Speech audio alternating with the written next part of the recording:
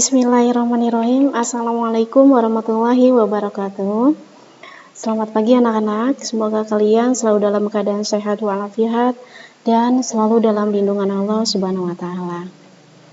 Berjumpa lagi pada Ibu di pelajaran matematika kelas 9. Pada pertemuan yang kelima ini, Ibu akan membahas bab yang kedua ya, mengenai persamaan dan fungsi kuadrat. Yang pertama adalah bentuk kuadrat. Bentuk kuadrat ini, Ibu akan membahas tentang bentuk umum persamaan kuadrat. Persamaan kuadrat adalah suatu persamaan di mana pangkat tertingginya adalah 2. Jadi kalau dia bentuknya kuadrat, maka adalah 2, di mana pangkatnya ini adalah 2. Yaitu kalau persamaan kuadrat itu adalah pangkat tertingginya adalah 2. Bentuk umum dari persamaan kuadrat adalah A kali X kuadrat ditambah B kali X ditambah C sama dengan 0. Nah, X kuadrat ini adalah nilainya 2. Dengan syarat A, B, dan C adalah bilangan real dan A tidak boleh 0. Jadi tidak boleh hasilnya 0. A di sini disebut koefisien dari X kuadrat. Sedangkan B koefisien dari X dan C disebut konstanta. Contohnya adalah tentukan A, B, C pada persamaan kuadrat berikut. Yang A, 2X kuadrat ditambah 3X ditambah 4 sama dengan 0. A sama dengan 0, jadi A-nya 2, B-nya 3, dan C-nya adalah 0. Sedangkan contoh yang B, 4X kuadrat ditambah 5X sama dengan 0. A-nya 4, B-nya 5. Nah, kemana sih C-nya ini?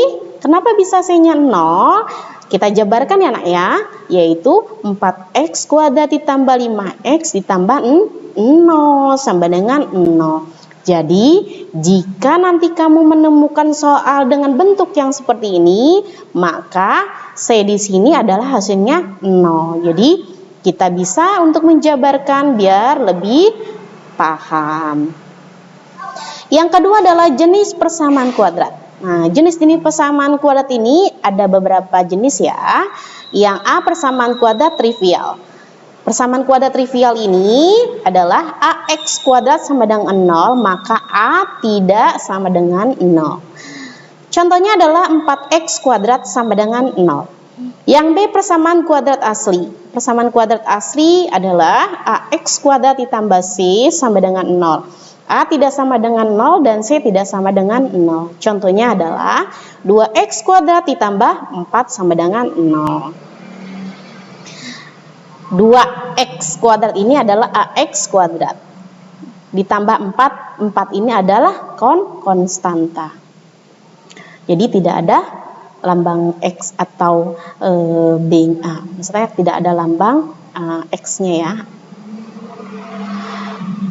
4 C, persamaan kuadrat tidak lengkap. Persamaan kuadrat tidak lengkap ini adalah X kuadrat ditambah BX sama dengan 0. A tidak sama dengan 0 dan B tidak sama dengan 0. Contohnya adalah 2X kuadrat ditambah 6X sama dengan 0. Lalu selanjutnya persamaan kuadrat tidak lengkap. Persamaan kuadrat tidak lengkap ini dengan rumus AX kuadrat ditambah BX ditambah C sama dengan 0.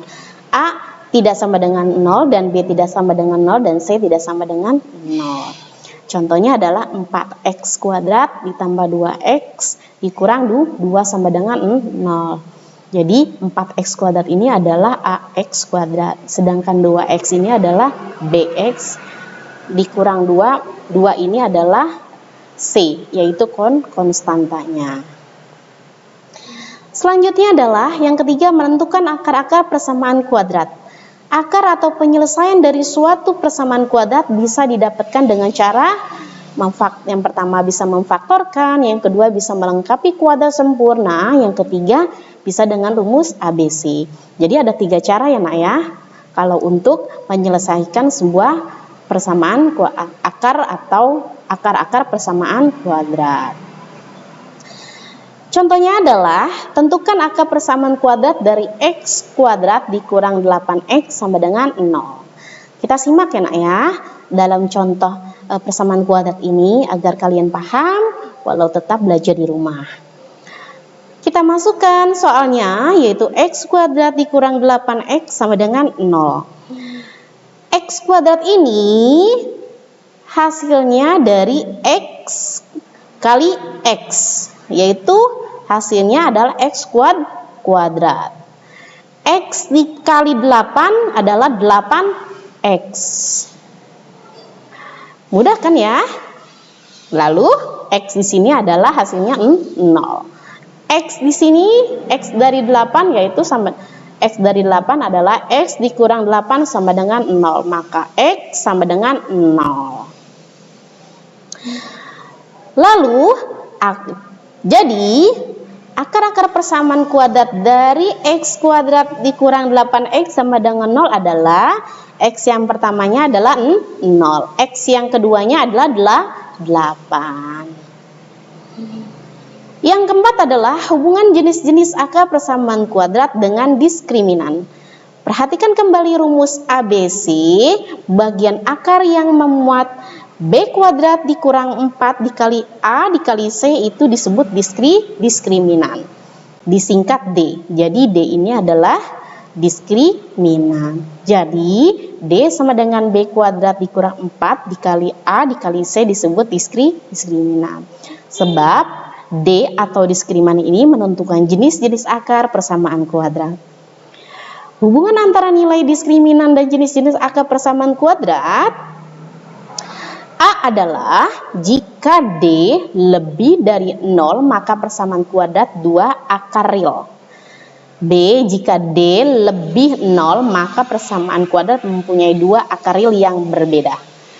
C jika D kurang sama dengan 0 maka persamaan kuadrat tidak mempunyai akar real atau mempunyai akar khayal.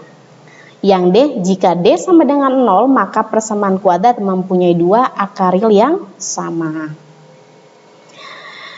Itu saja materi dari Ibu pada pertemuan kali ini, yaitu pertemuan yang kelima.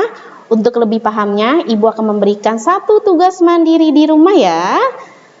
Yang pertama adalah tentukan akar persamaan kuadrat dari x kuadrat dikurang 25 sama dengan 0. Soal yang Ibu berikan ada tertera di contoh yang Ibu berikan materi pada kali ini ya nak ya. Selamat mengerjakan anak-anak di rumah. Tetap semangat belajarnya ya. Ibu akhiri pertemuan kali ini. Assalamualaikum warahmatullahi wabarakatuh.